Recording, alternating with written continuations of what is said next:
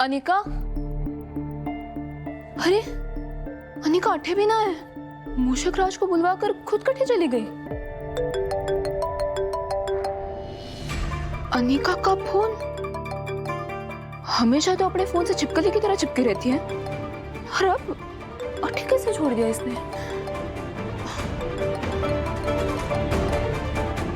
Hello जी madam, मैं नटखट costume shop से बात कर रहा हूँ। वो जो कल आप मूषक जी का कॉस्ट्यूम मंगाए थे ना, तो आपको डिलीवरी मिल गई?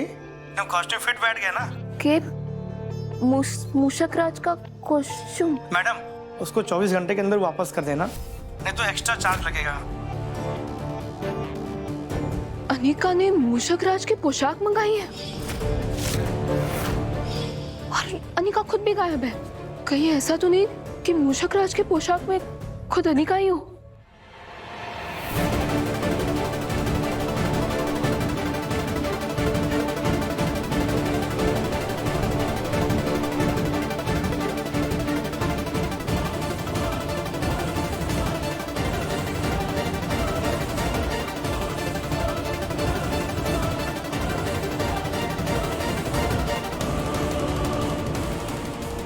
सरू को अपनी नकली बेटी बनाकर यहाँ लाने के पीछे भले ही मेरी वजह बड़ी है, लेकिन दिल पर झूठ का बोझ भी उतना ही बड़ा है।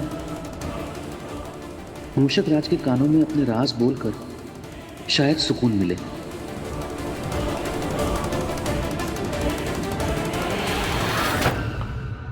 रामनाथ जी बाबा, चंद्रकांत सा तो अभी मूषक राज के कान में अपने दिल की बात कहने जा रहे हैं, सारा सच बताने जा रहे हैं। अगर अनिका को सच्चाई का पता लग गया तो बहुत बड़ी गड़बड़ हो जाएगी, सारा प्लान चौपट हो जाएगा।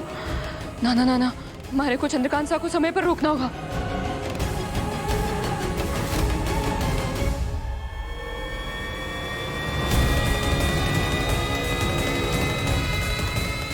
चंद्रकांत सा, आप मूषक राज के कान में कुछ भी ना कह सकते, वरना अपना राज बाहर आ जाएगा।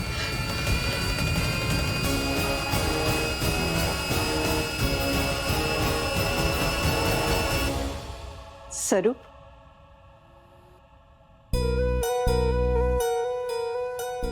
खूब खुश रहो बेटा। आज तुमने सब कुछ बहुत अच्छे से संभाला। अन्नपूर्णा जी यहाँ होती तो तुम पे गर्व होता उन्हें, बिल्कुल उनकी परछाई हो तुम। अब हम चलते हैं, खुश रहो।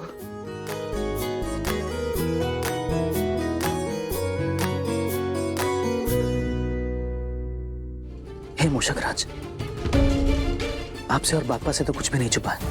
मैंने झूठ बोला, लेकिन माँ की जान बचाने के लिए बोला। अनिका और मम्मी जी घर की विरासत को बर्बाद ना करे, इसीलिए मैं सरू को नकली बेटी बनाकर घर लेके आया।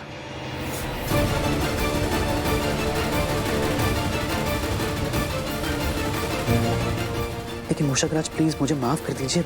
इस झूठ के लिए मुझे माफ कर दीजिए, और मुझे मेरी असली बेटी से मिलवा दीजिए, ताकि सरू इस झूठ के जंजाल से बाहर निकल जाए। मूषक राज,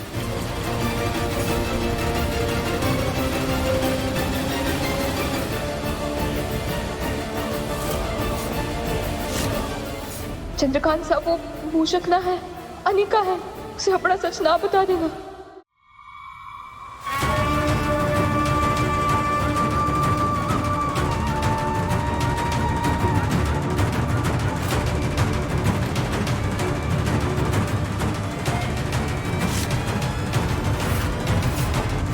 क्या हुआ सरू?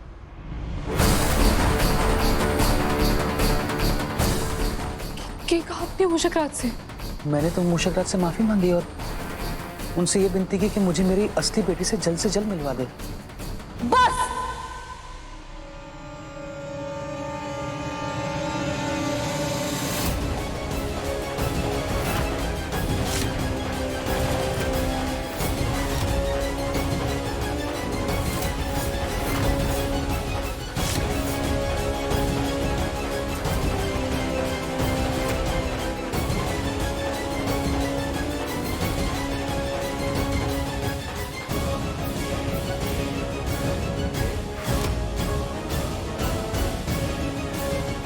मतलब मैंने मूषक राज समझ के अनिका को सारा प्लान बता दिया।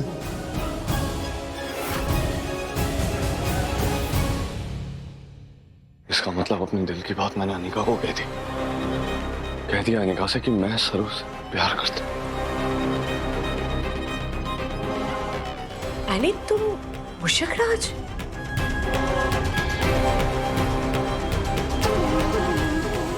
खेल खत्म सरू।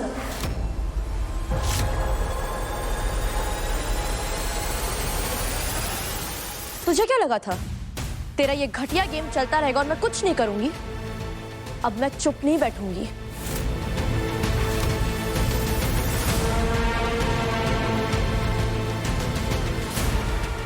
अनिका वो दरअसल मैं वो दादी साहब बीमार। क्या था ये मूषक के कान में अच्छा बोलने का सिली गेम? बोर हो गई थी मैं तुम सबकी स्टूपिड बातें सुन सुनकर। और मुझे पता था डैड भी मुझे अपनी विशेष की लंबी लिस्ट सुनाने वाले हैं, इसीलिए मैंने अपने कान में ईयरपॉड्स लगा लिए थे।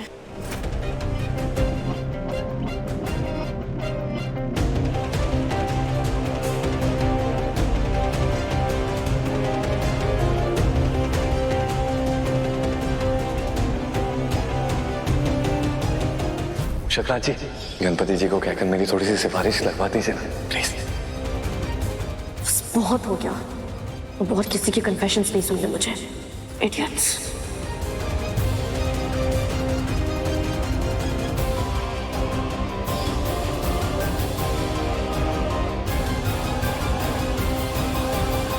फाइनली मूषक बनने की एक्टिंग हो गई। अब मुझे तुम सबके स्टूपिड कन्फेशंस नहीं सुनने। I am done. Ganpati Bappa, आपने तो बचा लिया आज। अनिका ने कुछ ना सुना, हमारा सच बाहर ना आया। बहुत बहुत थैंक यू बप्पा। और तू सरू, तेरी वजह से आज मुझे मूषक राज बनकर इतनी देर तक नीचे बैठना पड़ा। मेरे पैरों में दर्द हो रहा है। याद रखना, अनिका किसी का उधार नहीं रखती, रिटर्न करती है विथ इंटरेस्ट। Be ready.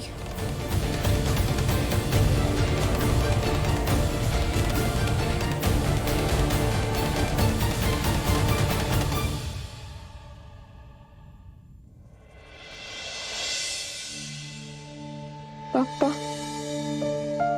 आपकी हर कृपा के लिए बहुत बहुत धन्यवाद।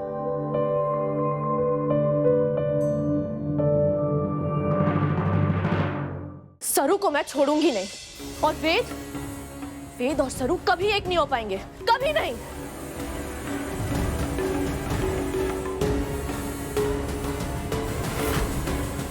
ये चुनर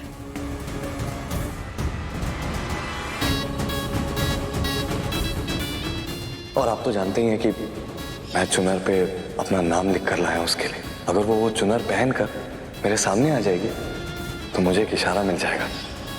ओ, तो ये है वेद का स्पेशल प्रपोजल सरू के लिए। बहुत डेस्परेट था ना वेद सरू के हाँ या ना के लिए। जवाब तो उसे मिलेगा, लेकिन मेरी तरफ से।